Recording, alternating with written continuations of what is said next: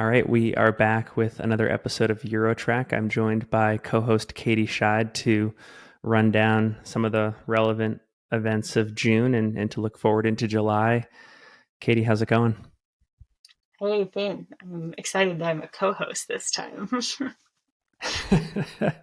I'm excited too, and we were joking offline because I have a couple questions for you that could potentially turn this episode into an interview. I promise they'll be brief, and it all has to do with Western States. We were talking on the track at Placer High shortly after your race or the day after, before the award ceremony, and I realized that there were a couple things that I'm just personally curious about that I didn't ask you there. And I think the first one is, will you return to this race in 2024? Why or why not? I don't have an answer for that yet. Yeah, Megan asked me that in my Iron Fire interview, and I feel pretty split 50-50 right now. So I think it will depend on a lot of things. Yeah, I'm not totally sure. I would like to, but I also don't know if I want to pursue something else.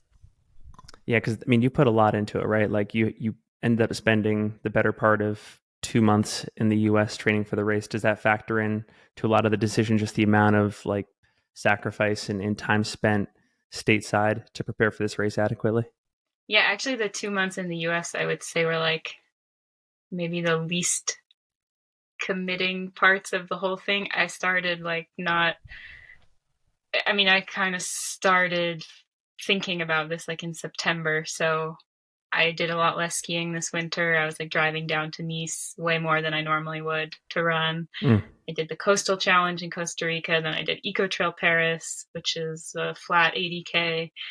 And that was like normally at the time I would be skiing. So yeah, I think you see the like 2 months I spent in the US because I wasn't at home, but I invested so much more than just those 2 months. So I have to think about if that's something I want to try to recreate or if it's something where like now I did all of that and now I kind of have it in me and I have like kind of that confidence that I can approach this race maybe with like less than I don't know what was that like 9 months of of sort of thinking about it. Yeah. So maybe it's something where next year yeah, I could like just in quotes do 2 months specifically. But yeah, something to think about.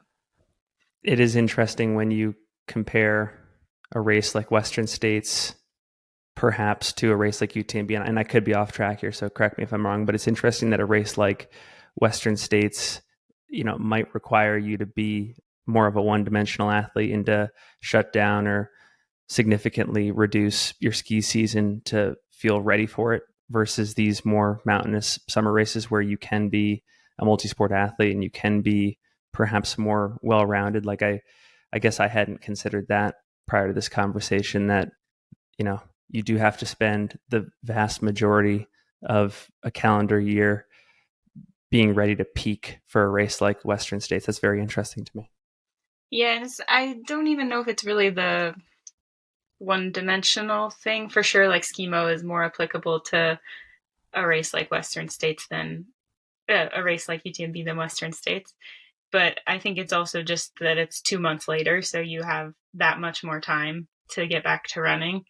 Um, but Yeah. yeah, a lot of the bigger like partner ski races are mid March to end of April. So that would only be 2 months before Western States, whereas that's 4 months before UTMB. So it gives you a little more time to get back to running. Last question, I promise you, and then we can get into the bulk of the episode. At this stage in your career, what do you value most when it comes to determining your annual race schedule? I think it's just whatever motivates me the most. It's whatever I'm like thinking about, and I'm like, wow, I really want to do that. And then I just quickly start, Google searching, I don't know, like Airbnbs or the race course or, what a different place is like. As soon as you start finding yourself doing that, that's the signal to me like, okay, this is something I really want to do. So it's not like surveying all of the quote unquote most important races in the sport and being like, okay, I just won UTMB, so now I like quote unquote have to win Western States. I have to, do Leadville, Hardrock, all that kind of stuff. Like it's what you're saying is it's not about ticking off all of the check marks on this like have to do list for someone of your caliber? No, I would say it starts there. And then it's like, okay, which one motivates me the most? I would say the like motivation begins at like the level of competition and like the level of notoriety of a race.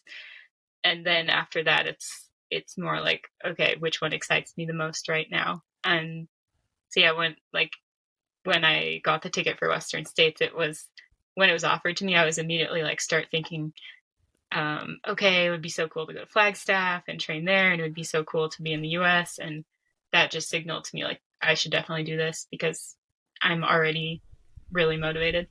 Switching gears, I was just talking with Brett Hornig, our other co-host. We did a Western States recap episode, and one of the interesting stats that we took from all the results was that at least 45% of the field, 50% if we're going to consider you to be an international runner, made up the men's and women's top 10 at last Saturday's race. And we theorized that we can chalk this up to more international golden ticket races and international runners being excited to take these opportunities to run Western. Would you say that that is the case? Like when you talk to your colleagues, other runners in the French scene and beyond across Europe, do you find that like there is an excitement um, to take these opportunities to run Western? Like, what are your thoughts there on why international runners made up such a significant portion of the overall top tens? Yeah, I think the idea of the international golden tickets could make sense, but just thinking quickly, like Janos got his ticket at a US race, and then the rest of us, and Ida also got it at a US race, and then the rest of us got it at UTMB or had a ticket from Western States last year. So I'm not sure if it's really like the international tickets. Maybe it'll help now that there's going to be more in Europe. But I mean, for me, it just signals that there's more money coming into the sport because it's a huge financial investment to fly like in either direction, either for an American to come to UTMB or someone in Europe to come to Western States. Like you have to rent a place to live, you have to rent a car, you don't know anyone there, so you need support on the ground. And if you don't have any of that, you're probably not going to go. And I think this is just you see athletes with higher levels of support being able to make that investment or just make a smaller investment because they know that if they're on the Hoka team, like there's a huge Hoka support network when they get there and can help them manage speaking English if they don't speak English super well. We had Shen from the North Face team who was in California, Yeah, and he was with someone he was with like his wife and also a TNF manager from China who was translating for him. So you need that support if you're an international athlete, and that's something that's more and more available. that's really interesting. Yeah, I in preparing for our preview episode for Western States, I checked out Shen's Strava, and he, similar to you, spent a considerable amount of time on the course in the lead up. I mean, I think he covered almost every mile, maybe a few miles, uncovered in the high country, but that does seem to be a huge difference maker. I'm not sure if that's a new thing. Maybe you can comment on it with the North Face and these other, brand sponsors for athletes, but perhaps it is a relatively new phenomenon that with races like Western States and UTMB, it's sort of a given that sponsors will make a lot of room for you to go over there, get an Airbnb, train specifically on the course for quite a bit. Like, did you feel like you had that support? For example, in your case, going to Flagstaff and setting up shop and spending 2 months here. I think it very. I can't answer that question super well, but yeah, it depends on your sponsor and how they're willing to support you.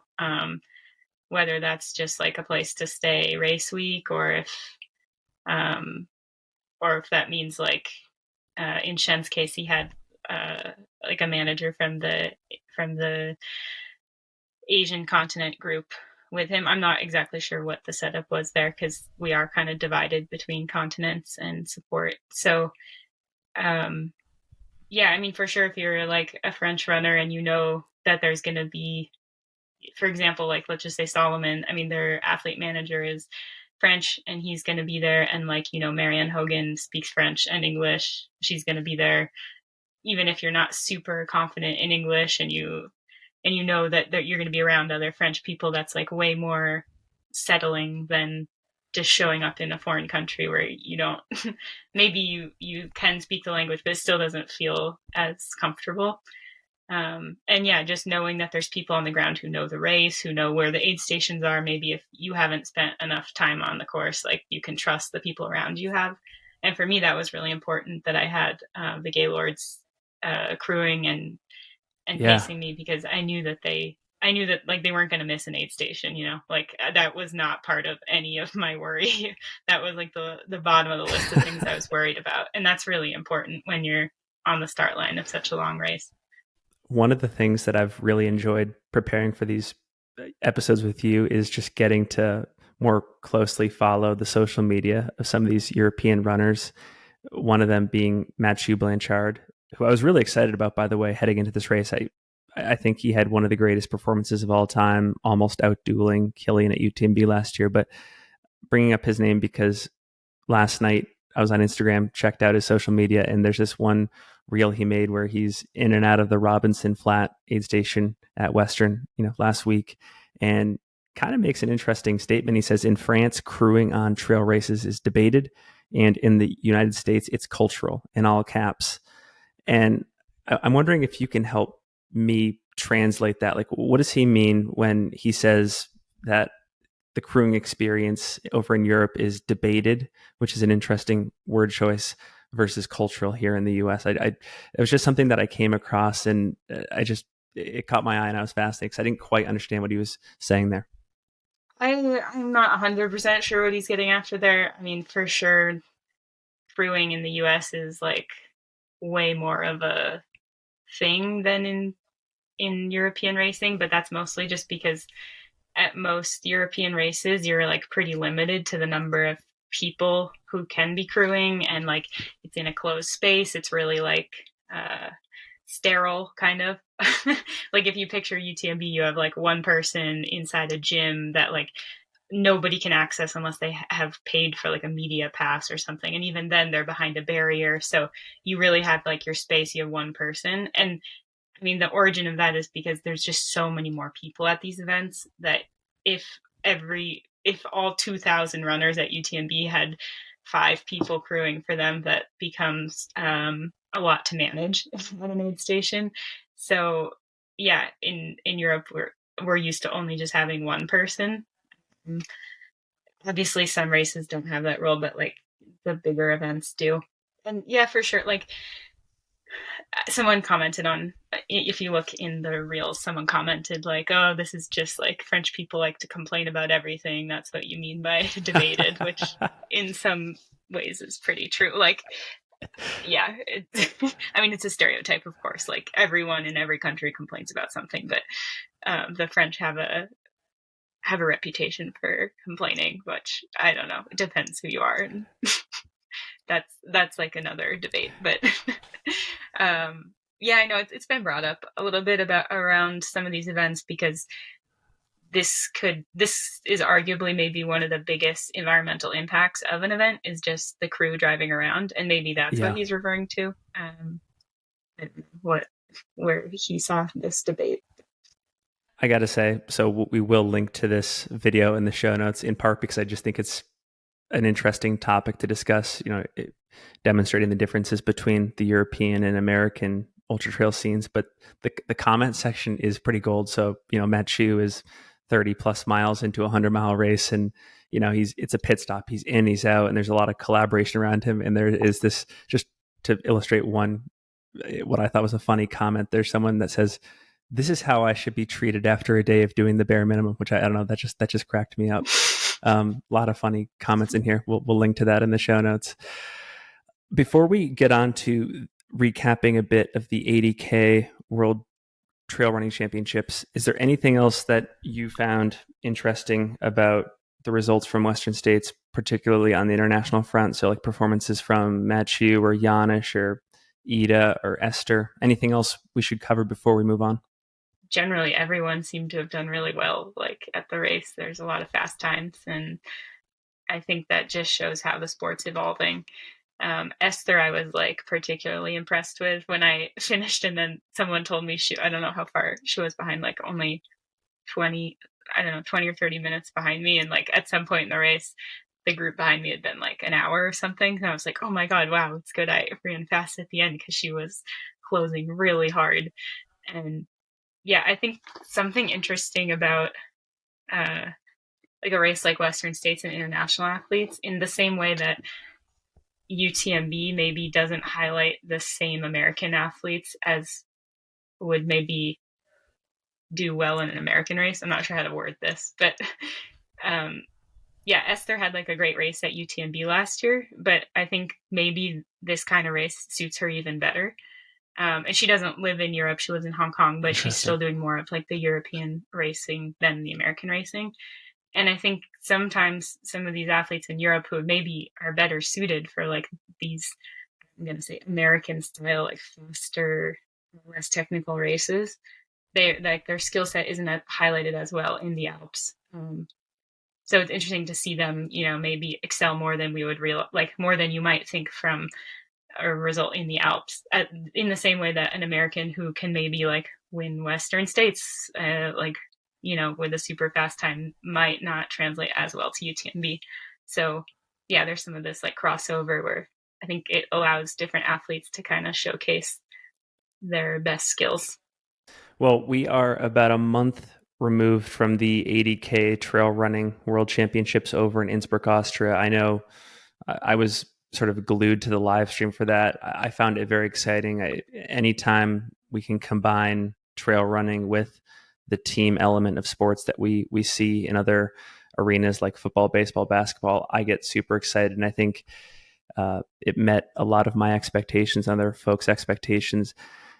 Because we did do a recap on this about a month ago, there's just a couple of questions in comments that I had for you. The first centering around the French team. I noticed that there in recent years has been a fair bit of continuity in terms of the structure of the team, the people that represent France. Whereas, for example, on the American team, there are a fair bit of shakeups. So you just see different compositions year in, year out more so. I'm wondering if you have any thoughts on that.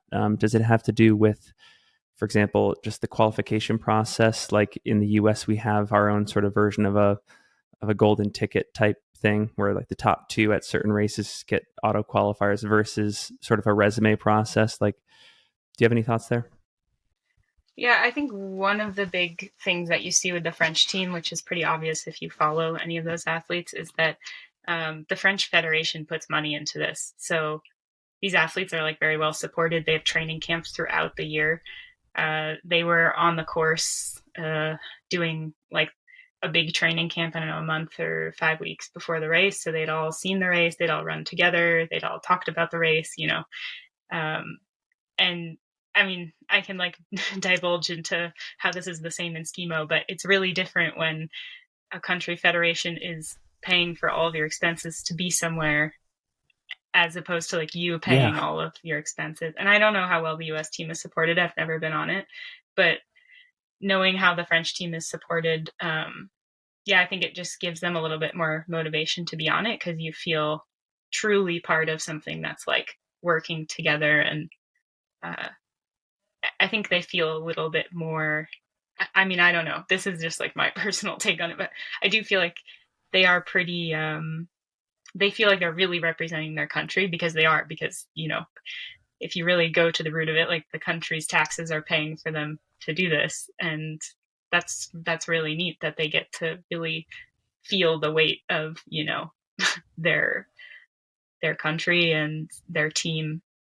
And that's, I think that puts them in a slightly different position than other teams who maybe don't have as much support. The selection process is a little bit, I actually don't, it's changed a little bit in past years because they changed the coach. I think Adrian, so we'll actually get into this because Annelise, who's Yeah. running Hardrock, her husband is the coach of the French team. And I think he started 2 years ago. Um, and he's changed it up a little bit. He coaches quite a few athletes. I think he actually coaches a good portion of the athletes in the team. And the selection is usually in March or late spring. So I will say that does kind of filter out most of the athletes who ski in the winter. So you will notice that most of the athletes in the French team don't ski because the selection used to always be in March at the Ventoux, which is kind of a famous early season French race. It's a 50K. They did a different event this year for the selection, but yeah, it's usually too early in the season for someone who does a full skimo career. So like someone who's really in the French skimo team, it's not really possible for them to be in the trail running team. These are great insights. And just to compare and contrast, and this is just from what I understand about the American team, the selection process this year, out of necessity to some extent, was pretty last minute. So there were at least, I think it was 4 or 5 runners, maybe more, that didn't even know they were going to be a part of the team until after Lake Sonoma, like 7 weeks before the race. So that's interesting. I do believe from a compensation standpoint, travel to the race is covered, jerseys are covered, accommodations are covered, at least for the individual athlete. I don't think for the rest of the family. So there is some support. But like you mentioned a couple things with the French team, like they have a coach. There does appear to be some year-round work together. Well ahead of the race, they went ahead and previewed the course at Innsbruck and got to know it intimately. That's pretty awesome. I don't know if things are going to change for the American team now that we have a 2-year runway before the next World Championships, which I believe takes place in the Pyrenees in September 2025. But that seems to be a pretty awesome model standard. Also interesting that this does preclude some athletes that do want to have a ski season, though, from being a part of the team. And I guess I'm curious. I mean, you can comment on any of what I just said, but I'm also curious, do you feel like this team is hamstrung, that there are a lot of great athletes, perhaps, for example, your partner, Jamal, who might not be a part of the team because they value other sports? They have a pretty good portion of the strongest runners in France. Definitely some. Yeah, I think the only thing with like these world championship events is it doesn't give as much visibility to your sponsors. So people who are pretty focused on truly being professional have a harder time committing to this type of event because like especially in the French team they do have so many like training camps together that they need to go to. So if you're preparing your own event, it it's a little bit harder to make it work. Um so like for example, like Camille Bruyas she's never been on, as far as I can remember, she's never been on the French team, but she also skis all winter, so that could be part of it. But she's very much like invested in what Solomon wants her to do and what she wants to do. So I don't know if that's part of the reason. They were trying to use, so in the past they were using like a singular qualification race, and I know that Adrian has been trying to use more just like races that people are already at to be indicators of whether or not they can be in the team. And then he'll kind of like invite people based on that criteria, like based on just kind of how he sees the race. I mean, he's been around the sport for a really long time, so he has a good sense. I'm not sure, like that's debatable if it's fair or not, but yeah, they definitely like. I think they do a pretty good job getting like pretty high level, like very high level athletes. Obviously, both the men's and women's winner of the 80K were French. And yeah, you can't, like, of course, you can't. It's hard to first predict who's going to be in the best shape at the time of the race, and then get people who are like. I think they care that people are really committed to being in the team, and I think that shows in their results. And when you see pictures of them, like they're really, into the team atmosphere. It's not just individuals. Going through just a few of the French team members, a couple I'm familiar with: Thibaut Gaivier, Audrey Tanguy. Not as familiar with Benjamin Rubial, Baptiste Chassong, again, I apologize if I mispronounce any of these names. Manon Caillet, Marion Delespierre. Can you shed light on any of these runners that an American audience might be slightly unfamiliar with that you've gotten to know over the years? Like I know you ran for On for many years, so you might know Marion a little bit. Yeah, I know. I mean, I know everyone except Benjamin. I don't know him very well. I actually really don't know him at all. Um, but yeah, I know Marion. We ran together. I mean, we were both with On. She's still with On. Um, she's a doctor in Lyon, and she's been strong for a long time. And this was kind of like her. I would say this is definitely her definitely the biggest result she's had so far. She had a great race at UTMB in 2021. She was fourth um, in like a very fast time. And yeah, I think that showed, like when she did that, I think that really showed that she did have these like big performances in her. Audrey, I also know very well. I haven't seen her much in the last couple of years, but we were pretty good friends doing a lot of the same races a few years ago. Manon is a little bit more up and coming. She won TDS in 2021, I think. Her dad is has been around the sport for a long time. So, for example, like at the Mute, which she won this spring, her dad was also. I think he was in the top. I would have to go back and look at the results. He was at least in the top 15. Then he might have been in the top 10, but he's in his 50s. I want to say maybe even approaching 60. And he's also a Hoka runner. They're both Hoka, so I think that's pretty cool that like her dad is also up there at the same events. Baptiste is also a younger runner. But he's had some good results. I think he did Trans Gran Canaria a year or two ago. Um, Okay. he kind of had a crazy race at the 80K. He went out super crazy fast, but I think he's still like learning some pacing strategies. But he's got a lot of potential ahead of him. And who else? Oh, Thibaut Barbier. Yeah, he is also super strong. He's also a doctor. So some high performing individuals outside of running too.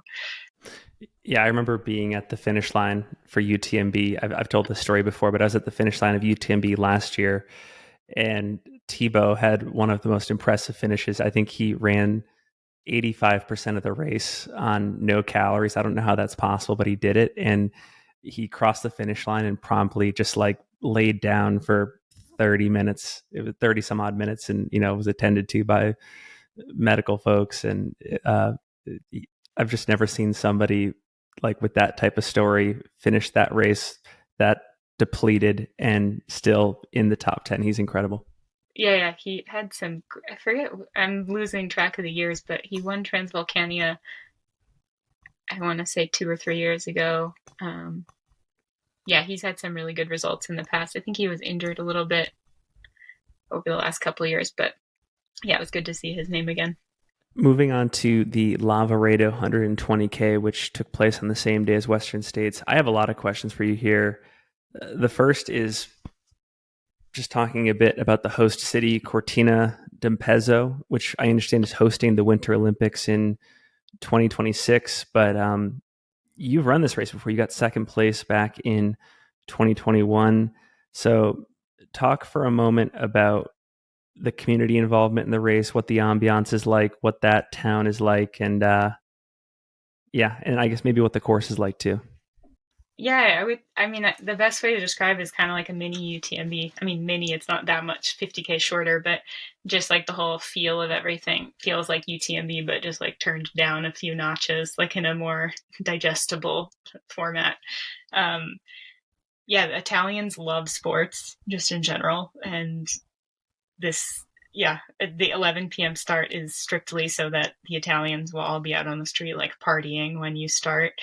And that's cool for the ambiance, not so great for, I mean, I personally don't like starting at 11 because then you spend the whole day just like wondering when to eat and when to nap and everything. But yeah, it gives it a cool feel at the start because there are quite a few people in the streets. It's still Italian dinner time, so they're just out there at the bars cheering.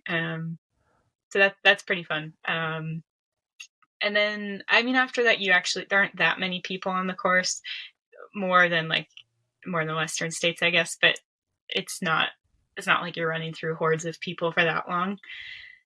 Uh, Okay. yeah, generally the race just has a great feel. I really enjoyed it. I would love to go back someday. And then how about the course too? Because I was looking at historical results. You had a second place finish there. It seems like other Americans have had success there in recent years. Hayden Hawks won the race in 2018. Tim Tollefson won it in 2019. Other than the fact that all of you are united by the fact that you're talented runners, do you suspect there are any particular reasons why there's been some amount of American success there? Is it because the course is more runnable? It's less of a mountain race. Like any reasons that might be the case? Yeah, I think it's mostly that it's way less of a mountain race. It- yeah, it's you're on a lot of dirt roads. I'm not saying those are flat dirt roads. There is like a pretty long flat dirt road section in the middle, but there are quite a few like access ski resort roads. So it's something that is just, yeah, I think it just favors people who are like good at running and running uphill, because you can run a lot of the uphills as opposed to like needing to hike. Um, and yeah, I think it works. I think it can just kind of favor someone with a stronger running background for sure. This is something I've heard from multiple Americans that have been at races like Lavaredo, and I think they were talking about Lavaredo specifically. And I'm wondering if you can corroborate this or if this is just myth. But one runner I was talking to in particular said, I've been to Western States, I've been to Lavaredo, and in the first couple miles of Western States, it's very much a reunion type atmosphere where I'm chit chatting with all the runners, and it's light, and we're joking, catching up. And then I went and did Lavaredo, and there was just dead silence in the first, few miles, and it was like heavy breathing, and people were just immediately competing. Is that a feature of races like Lavaredo? It's just cultural, where as soon as the gun goes off, it's just like we're on a mission. What can you say there? Yeah, I would say there's definitely more like chit chat among Americans, just in life in general, than than in Europe.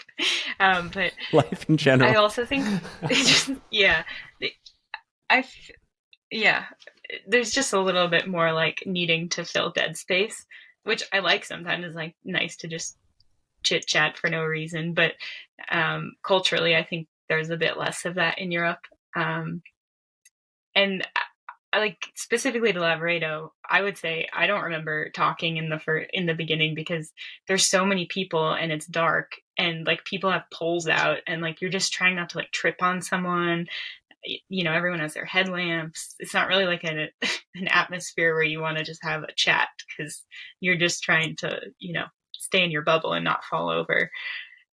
Yeah, I think the races that start on these, because it also starts pretty flat. You're like on the road for a few kilometers before you cut into a like kind of a dirt road and then a trail. And it's the same at UTMB. Like it starts flat on a dirt road, and so you're running a lot faster than you would at like Western States, where it starts immediately uphill. Like immediately at Western States, you're hiking or jogging pretty slowly uphill. So I think it's just more conducive to chatting than when you're running way too fast down the road, trying not to get trampled by other people. I was looking at the winning times, the podium results from this year's race, and then I was comparing it just to years past.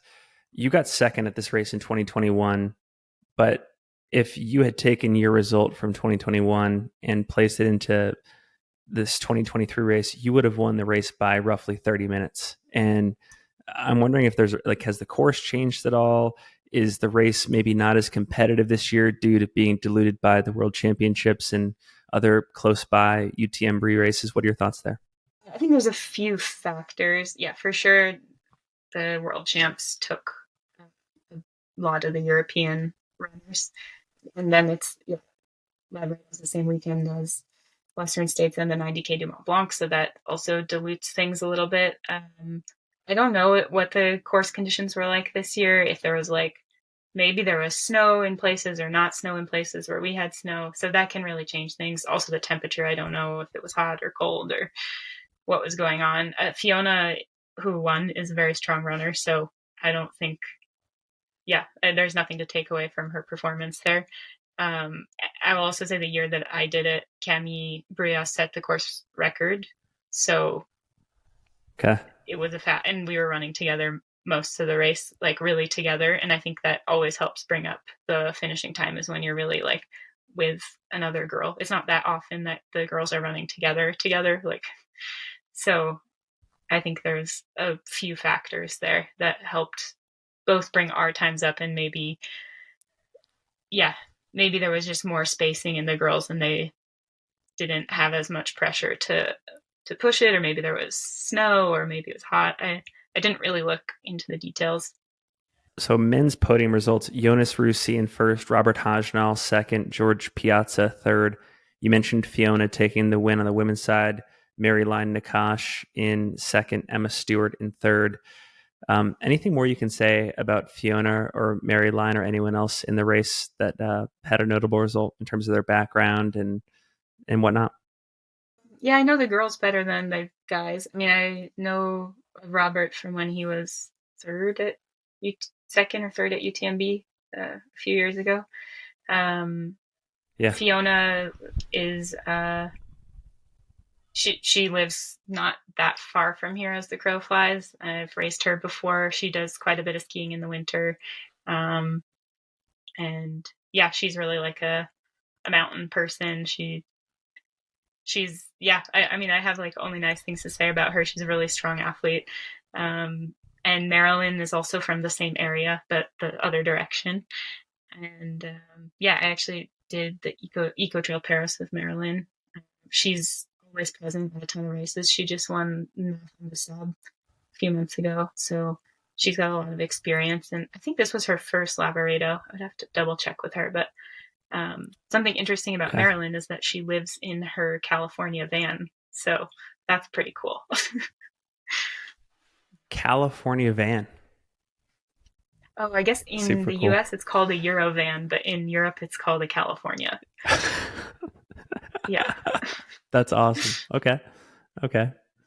Is the van life equally popular in Europe? Do you see athletes like Marilyn doing this? Because I know, even being at Western States last weekend, you go into that Olympic Valley parking lot, and every other car is a Ford Econoline, a Dodge Sprinter, souped up. It's got, a Starlink on the top of it. It's got, water heater, solar panels, all that kind of stuff. Like, is that equally as popular a lifestyle route on the European scene? Not so much for living, because we don't have, like, you can't, if you had a vehicle as big as a Sprinter van, you wouldn't be able to park it anywhere. Most parking lots, even if they're outdoor parking lots, have like an entry barrier at 1.9 meters, and the California van is like 1.8 and a half. So that's the only van you can like park normally. So yeah, you don't see the vehicles that big. You wouldn't be able. I mean, even if there was no parking barrier, you wouldn't be able to fit it anywhere. Uh, yeah. So I would say it's more a like weekend vehicle. So it is pretty unique that Marilyn actually lives in hers. Before we talk about the Marathon du Mont Blanc, the 90K, I wanted to bring up an interesting question. So Dylan Bowman had a tweet about a year ago, and then he resurrected it last weekend because it was still relevant. And he talks about how he thinks having Lavaredo, Western States, and Marathon du Mont Blanc on the same weekend is bad for the sport. He thinks that it dilutes media coverage, it dilutes fan interest, and he thinks that if we could spread out those three races on independent weekends, it would be better. I'm curious, what are your thoughts there? And because like one of the first things that I think about is if we did spread out those three races, would we necessarily see the fans that are primarily interested in Lavaredo tune in to Western States if they had a free weekend? Or is it the case that all three of these races operate in their own bubbles to begin with, and they're not really taking attention away from each other? Like, how do you think about that? Um, I think that's tough because, yeah, Lavaredo and Marathon du Mont Blanc have always been on the same weekend. I guess maybe in the past they've been one after the other before, but even then you can't, like, it's always been you have to choose one. And I do think they attract slightly different athletes. The 90K is a lot steeper. I think it has the same climbing as Lavaredo, but is 30K shorter. So it's a very different race, and they're different communities. Like Cortina versus Chamonix. It's like a different center of running. Um, and then for sure, Western States is like on another continent, so you don't have as many of the same people following. Uh, yeah, for sure. If they were on different weekends, you could like it. The media coverage would be more. You could have more media coverage on each event, but I don't feel like any of them are really in the same niche. I mean, we're already in a niche sport, right? But it's still like, it's not Lavaredo and and UTMB the same weekend. They are all a little bit different. I would say the Europeans have a little bit more trouble following Western States live, and more look at the results after because it is only in English. Whereas I guess Great Lavaredo point. probably had live coverage because it's by UTMB now. But when it's a by UTMB race and has live coverage, there's at least like French, English, and Spanish. And then I guess in this case, they'll probably have Italian too. And that makes it easier to tune in, just for like 10 minutes at a time. Whereas if the French person was to tune into Western States just for 10 minutes and maybe didn't understand English, like maybe their English was like mediocre, they're probably not going to watch it for that long and be like a little lost because they can't just like quickly catch up on what's happening. Gosh, that is such a great point. I totally overlooked the fact that there really isn't much of an infrastructure for a non-American person to consume Western States, and that is one of the good things that UTMB does. I know they also had it at the Trail World Championships this year, where the live stream was broadcast in multiple languages, and now I'm wondering when will we see the first year of Western States being broadcast in also French and Spanish, Italian, etc. It's very interesting to think about. But I think until then, I think you're right. Like there might not be too much of an overlap until there is like a proper consumption opportunity for someone that is a native Italian speaker, for example. Yeah, and the other thing about Western States, there's so many of these like little rules that I didn't even know until I was doing the race. Like the fact that anyone can run with you from the river to Green Gate. People are asking me like, but why did you have 8 pacers in this picture, but in this picture you have one, and in this picture you have 0, and then you have like 100 people running down this road with you here, and you're like, okay. Then you're trying to explain like, well, this part they can run with you, but so there's a lot of things that don't come across outside of this like Western States bubble that I think could be interesting to explain more. Talking more about Marathon du Mont Blanc, I think we have a fair bit to talk about here. Your partner, Germain, won the race. But before we talk about that, I've always been curious because I don't know much about this race. What parts of this course overlap with the UTMB races in September? Walk us through where it starts, where it finishes, and where and if there is any overlap with the greater UTMB courses that I think American audiences are more familiar with. Yeah, so the overlap is almost 0. They do in the 90K, you do one climb that is the descent, that is a descent in UTMB, and that's it. Otherwise, it's completely different. Wow. So, I mean, it's probably not worth me like walking through everything because oh no, I guess you do.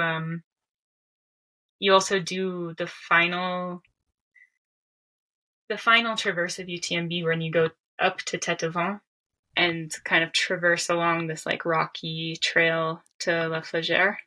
That is, they do that in reverse in the 90K. So there's nothing that's Yeah. done in the same direction, basically. But I mean, I think unless you really know Chamonix super well, it's probably not worth me explaining. But you basically do 1, 2, 3, 4, 5 climbs, 5 big climbs up and down the sides of the valley, and you make this big loop through the valley. And it's basically just going up, going down, Gotcha. going up, going down. Yeah, more or less 5 times. So men's podium results, Germain won the race. Louison Coiffé and Hugo Deck, second and third. Women's podium, Jennifer Lemoyne, Lucy Jasmine, Laura Van Voren, first, second, and third. Anything, do you want to go into detail about any of these particular races, like maybe starting with Jamal, walking through any interesting points of the race, anything he relayed about the competition, critical points in the race where he made moves to win, stuff like that?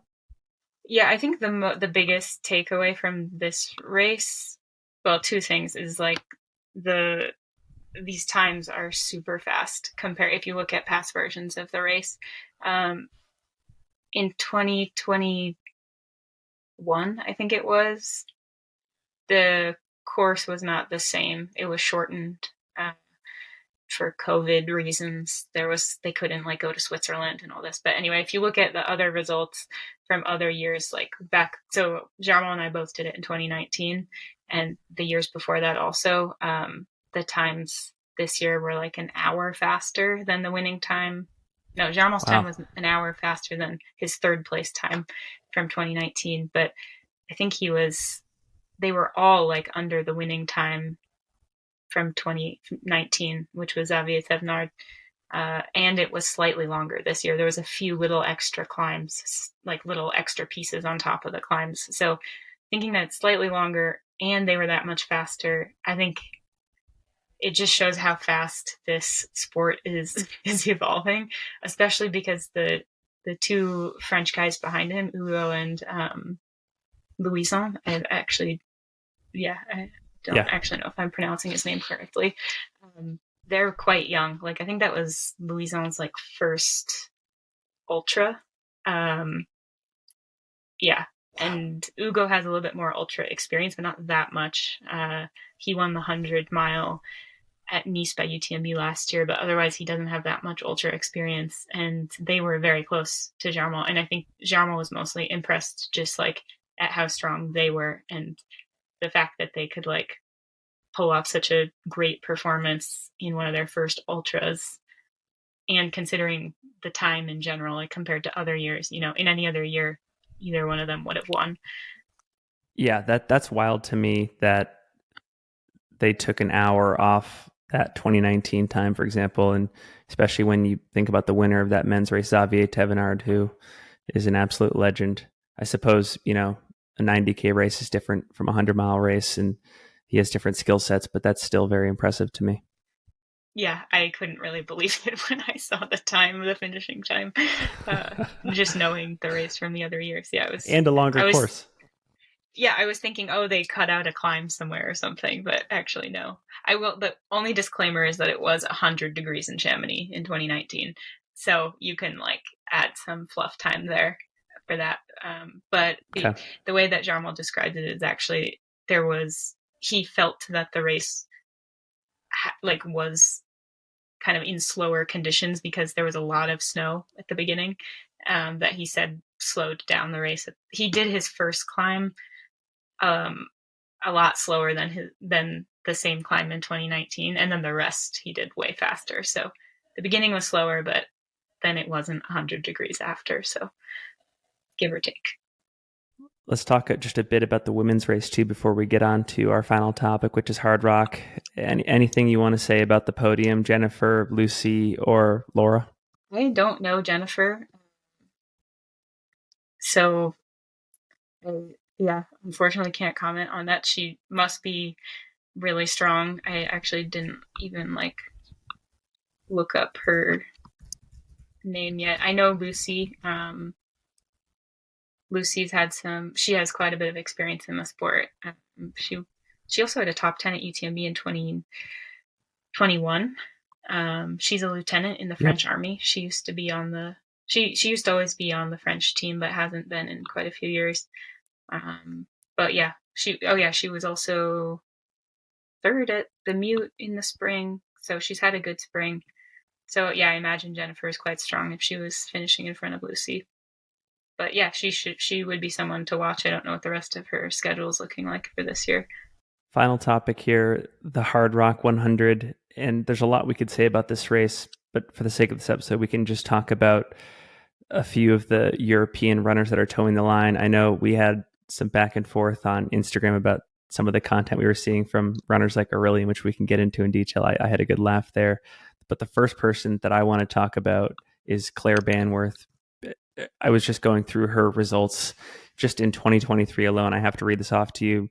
She did a 275-kilometer race in February, first place, a 320-kilometer race in March, first place, the Winter Spine race in the UK, first place, seventh place at the 2023 Trans-Gran Canaria.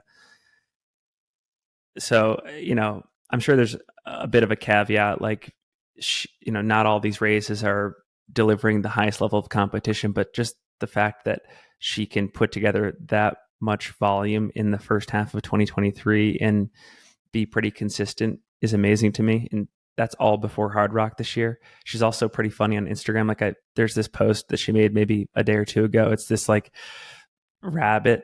It's a rabbit. Like, you have to, I'll send you the link. It's a rabbit and it's like kind of looking fierce. And the description is, on my way to the US, the burgers are waiting for me. So she's got some humor too.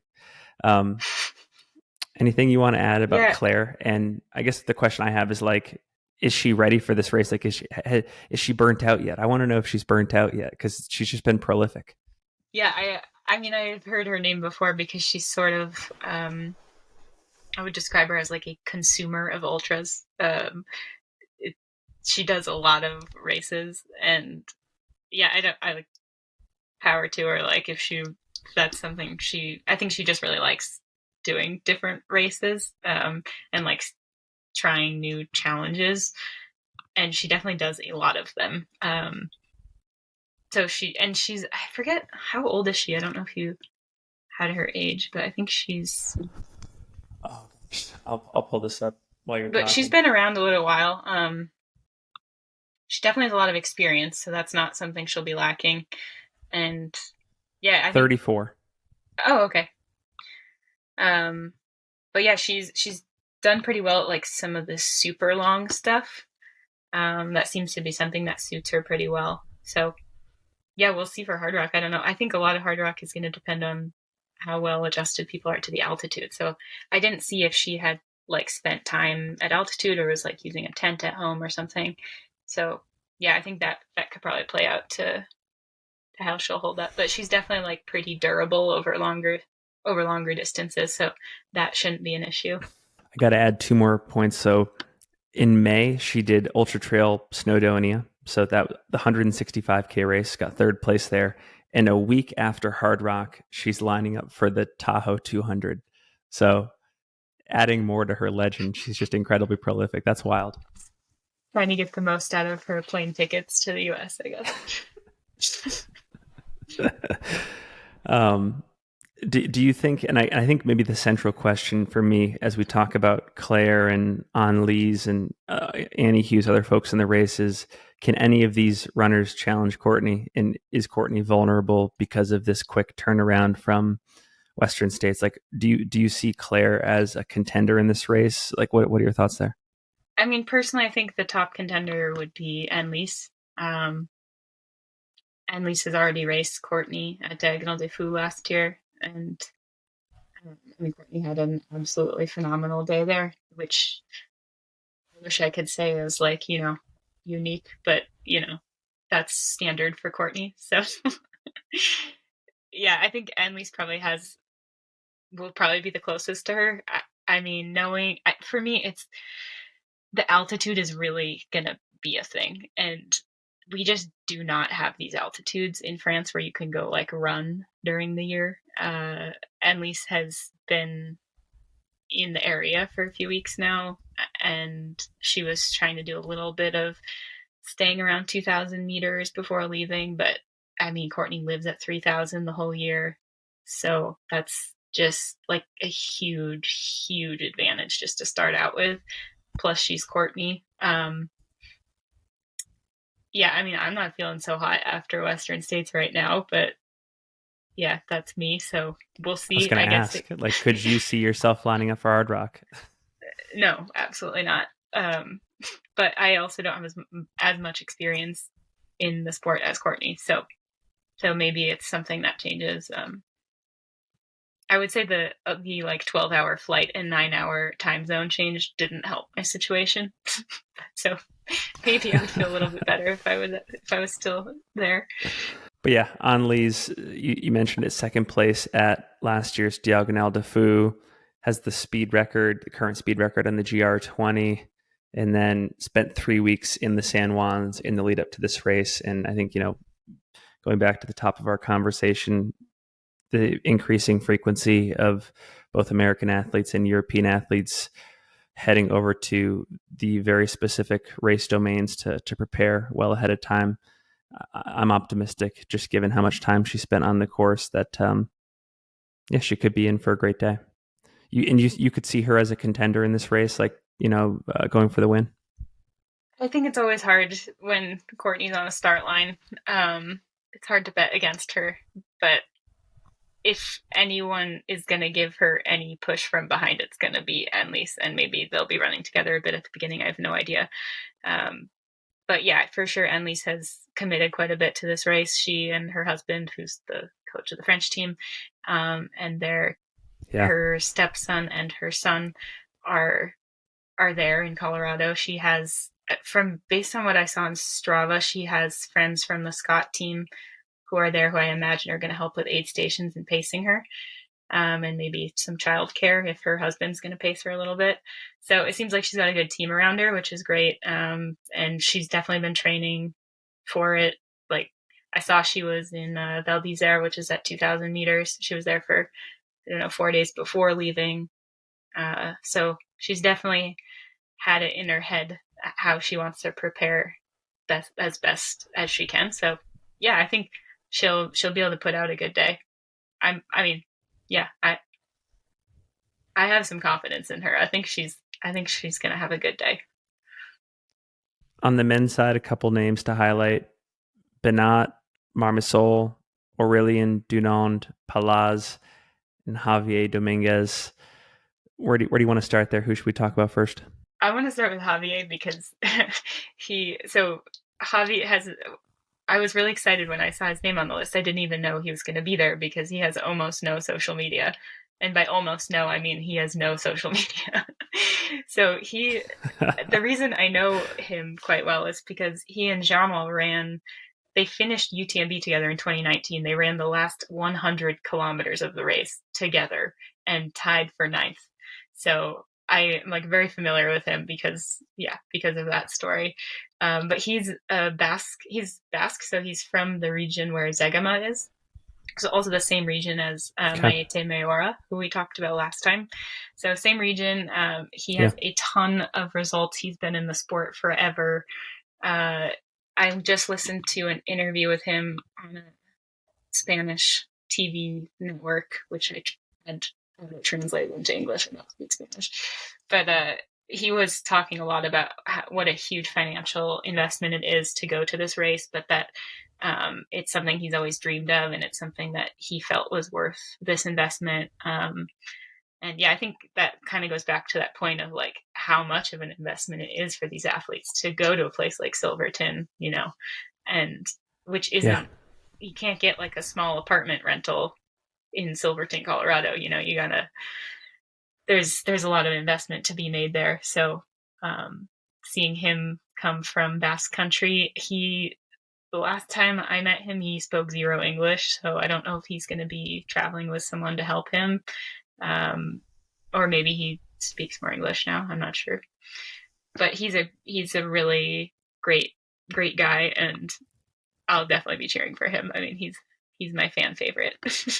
Awesome insights. Yeah, and if the link to that interview is on the interwebs, we can add it to the show notes, and people can either translate it, or if we have any Spanish speakers in the audience, they can just watch it straight up. But that's super cool. And yeah, further emphasizing the commitment to get over here and to take care of the logistics and stuff. That's super impressive.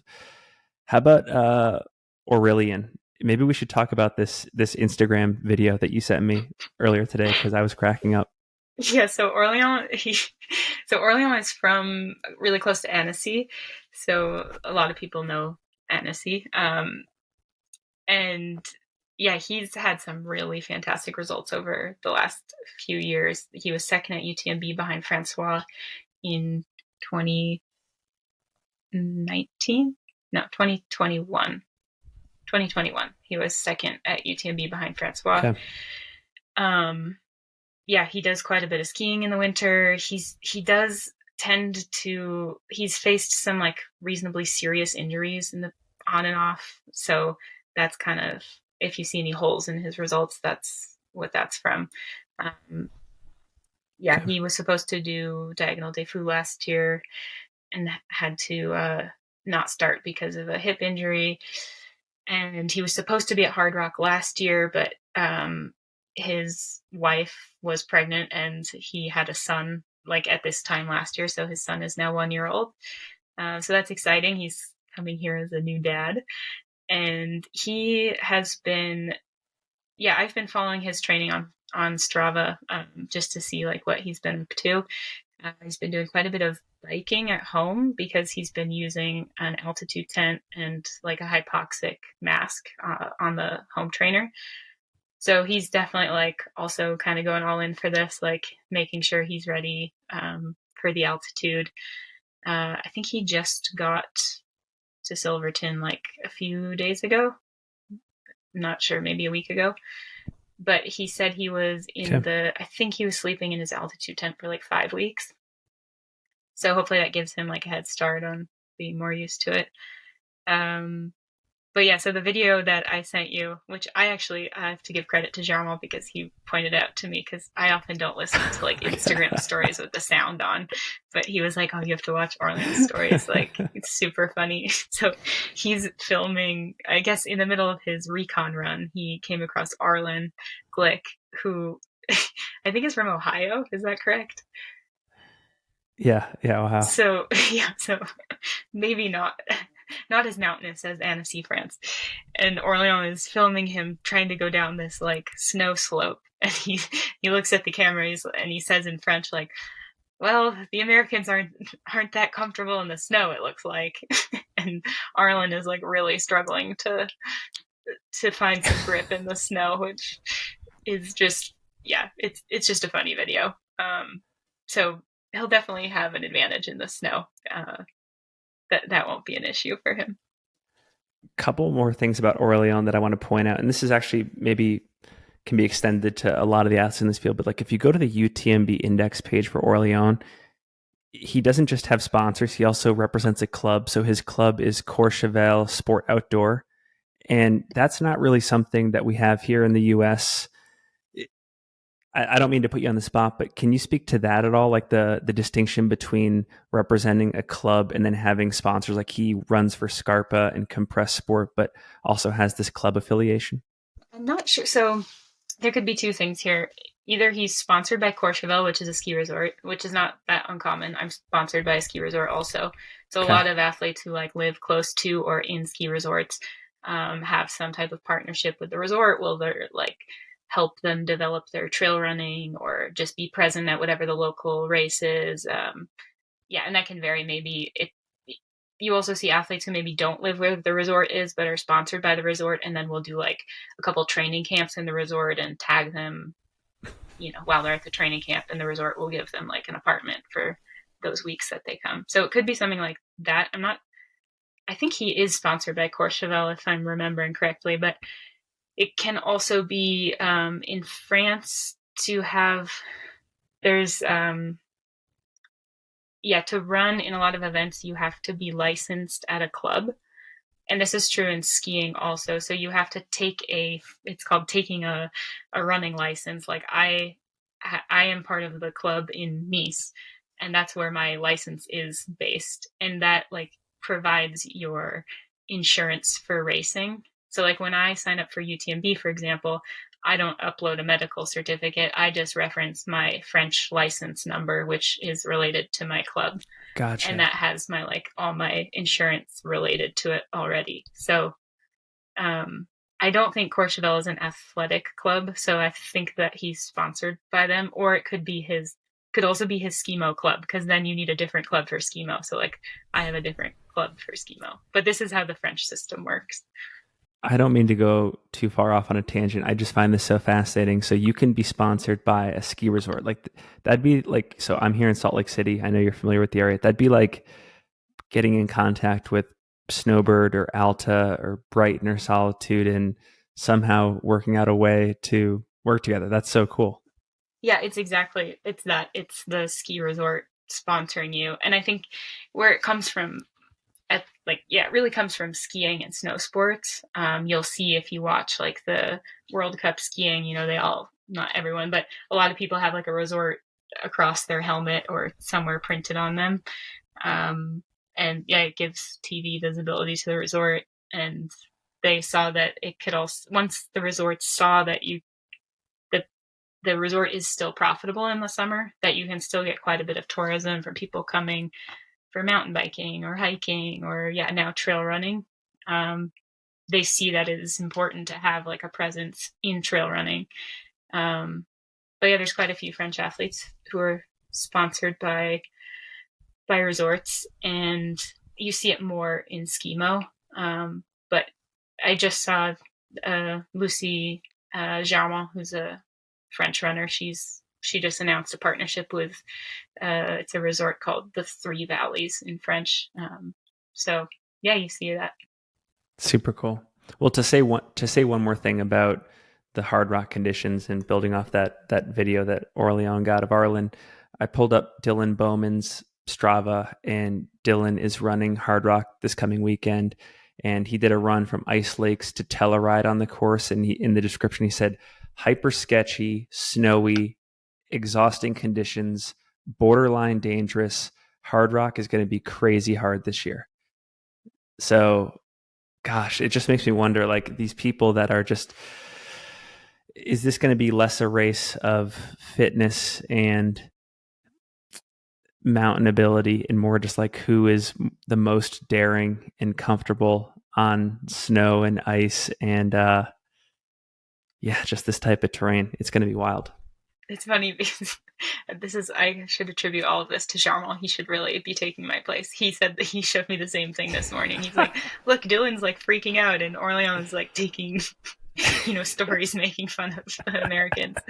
So, yeah, I think that's two sides of the same story. I will say that, like, for example, at Western States, I personally found the snow to be like not a big deal at all. Like, had zero issue, didn't Yeah. think it lasted that long, like really have nothing to say about the snow. And then I've heard other people saying that it was like totally crazy, just really threw off their race. And I'm like, oh, okay, well, maybe like I think there's a point where like I don't realize that I'm as comfortable in something in the snow than I am. And maybe that's something the same with Orleans. He's just like, I don't even understand how they can like think that this is crazy because this is normal. So yeah, everyone has their own gauge, right, of like what they're used to. Um, yeah, and just what they're used to running in. I mean, I don't particularly run in the snow, but I think just being a confident, like technical runner, which Orleans is, Yeah. that will definitely like play to his favor, even if it's not the snow that he's used to. Just being able to deal with different conditions and different surfaces. Well, this has been an awesome conversation, Katie. Always great to chat. Any final thoughts on the Hard Rock race, any of the athletes in it, or just any other upcoming races we should briefly touch on before departing here? I mean, I'll quickly say like Benyat Marmisol, he's definitely like on the list for a win there. He arrived in Silverton the beginning of June, so I think he definitely got there the earliest of all the Europeans we covered. So he's got a good shot. As I said, I think the altitude's going to be a major player, especially because we just do not have those elevations here. And yeah, he had some really strong results last year. He's also from the Basque region, close to Javier, but on the French side. So yeah, it'll be interesting to see how the men's race plays out and how Annelise likes the US. I'll be interested to talk to her when she gets back. There will be a live stream too, by the way. So Aerovipa Running is putting on the live stream for Hardrock this year. We'll link to it in the show notes if you want to get uh, live footage of what's happening out on the course, maybe capturing some of the conditions we're describing here. That will be available. We'll link to it. I think the one last thing I'll say, because we are recording this right in the middle of the Val d'Aran by UTMB race festival, which you have experience with, Katie. This is interesting. So the 55K just happened, and the Spaniards swept the podium on both sides in the 55K. So Spaniards sweep on the men's side, Spaniards sweep on the women's side. That's impressive to me, especially when we were just talking about the Trail World Championships and there was a bit more diversity in the standings. That's very impressive. I don't know if that's just a race that's typically well represented by that country, but that stands out to me. Yeah, it's a newer race actually. So I think it's only a few years old. But yeah, it's in Spain, so that obviously is like a huge part of that. It's easier for Spaniards to get there than anyone else. Yeah, but yeah, it's very technical. Actually, it's quite a technical course. So I think it just plays to some of those Spanish runners. I guess there was a lot of the French runners who would maybe do a 50K were for sure at the Marathon du Mont Blanc. I guess 2 weeks ago now. So yeah, I think it just plays to like who was where at what time.